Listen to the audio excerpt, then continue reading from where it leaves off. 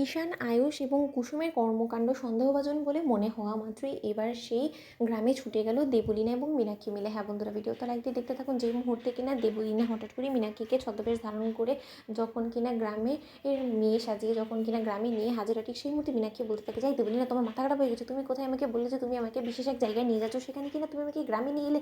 ইস কি স্যাঁতস্যাঁতা ধুলো বালি, এই সমস্ত কিছুর মধ্যে কি আমি এত অভ্যস্ত বলো তো? অন্যদিকে দেবলীনা যখন বলতে থাকে যে বেশি নাটক করো না, তুমি যে গ্রামের মেয়ে সেটা কিন্তু আমার জানতে আর বাকি নেই, এবং আমি তোমাকে একটা কথা বলে রাখছি, এখানে কিন্তু মোটেও তুমি চালাকি কাটানোর চেষ্টা করবে না, কারণ এখানে আমি মূলত এসেছি ঈশান, কুসুম এবং আয়ুষকে হাতে নাতে ধরে ফেলার জন্য। কারণ আমার বেশ সন্দেহ হচ্ছে যে আমারকে সারপ্রাইজ দেওয়ার নাম করে ওরা কী এমন অসাধ্য সাধন করছে, সেই জিনিসটা আমার জানতেই হবে। কারণ কেন জানি আমার মন কুগাইছে যে যেদিন থেকে কিনা অনুশ্রী গ্রামে ফিরে গিয়েছে সেদিন থেকেই ওরাও গায়েব হয়ে গিয়েছে। তার মানে এটা স্পষ্ট বোঝা যায় যে ওরা অনুশ্রীর পেছন করতে করতে নিশ্চয়ই এখানে এসেছে। এবং আমি খবর নিয়ে দেখেছি অনুশ্রীর সিভির মধ্যে যে গ্রামের নামটা ছিল সেই এক্স্যাক্টলি সেই গ্রামই হলো গিয়ে এটা। তার মানে যেটা বোঝাই যাচ্ছে যে ওরা রীতিমতো অনুশ্রীর পেছন করতে করতে এখানে এসেছে, এবং কোনো না কোনোভাবে আয়ুষ এবং কুসুম সম্পূর্ণরূপে ওকে ইন্ধন যোগাচ্ছে ঈশানকে। এবং ঈশান এবং অনুশ্রীর যদি একবার বিয়ে হয়ে যায়, তাহলে তুমি ভাবতে পারছো যে আমি কোথায় গিয়ে দাঁড়াবো বলো তো? আমার তো সব কিছু শেষ হয়ে যাবে। তাই আমি কোনো মতে আমার প্ল্যানটাকে দিয়ে এসে তড়ি ঢুকতে দেবো না। তার জন্য যে করেই হোক না কেন আমাকে ঈশানকে খুঁজে বার করতে হবে, এবং আজ থেকে আমাকে সেই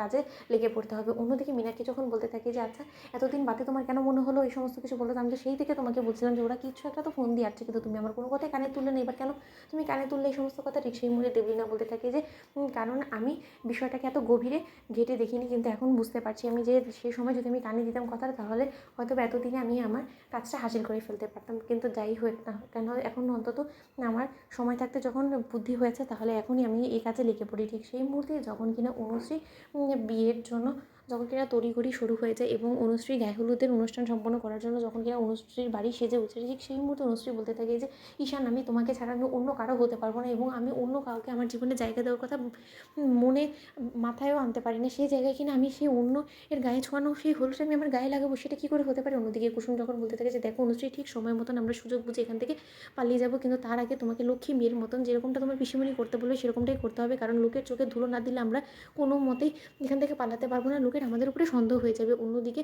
আয়ুষ যখন বলতে থাকে যে শোনো অনুশ্রী, আমরা সময় সুযোগ বুঝে এখান থেকে ঠিক পালিয়ে যাবো, এবং মন্দিরে আমি ঈশানকে নিয়ে অপেক্ষা করবো, সেখানেই তুমি চলে আসবে কুসুমের সঙ্গে, এবং সেখানেই আমরা দাঁড়িয়ে থেকে অগ্নি সাক্ষী করে তোমাদের বিয়ে সম্পন্ন করে এখান থেকে চন্দননগরে চলে যাবো। এবং একবার বিয়ে হয়ে গেলে আমাদের দীর্ঘ বিশ্বাস যে আর কারো কোনো রকম কোনো কিছু করার থাকবে না, এবং দেবলীনা শত চেষ্টা করেও আর ঈশানের জীবনে ঢুকতে পারবে না। সে যত যাই করুক না কেন, হ্যাঁ সামনের দিকে অনেক মুশকিল আসবে, বাধা বিপত্তি আসবে, কিন্তু সব কিছুর আমরা মোকাবেলা করে ফেলবো। অন্যদিকে অনুশ্রীর দাদা আরিফেতে সমস্ত কথাবার্তা শোনা ফেলা মাত্রই অনুশ্রীর দাদা বলতে থাকে যে আমাদের বোনকে এখান থেকে নিয়ে যাওয়াটা এতটাও সহজ হবে না তোমাদের জন্য। তো বন্ধুরা, লাইক কমেন্ট শেয়ার একটু সাবস্ক্রাইব করো।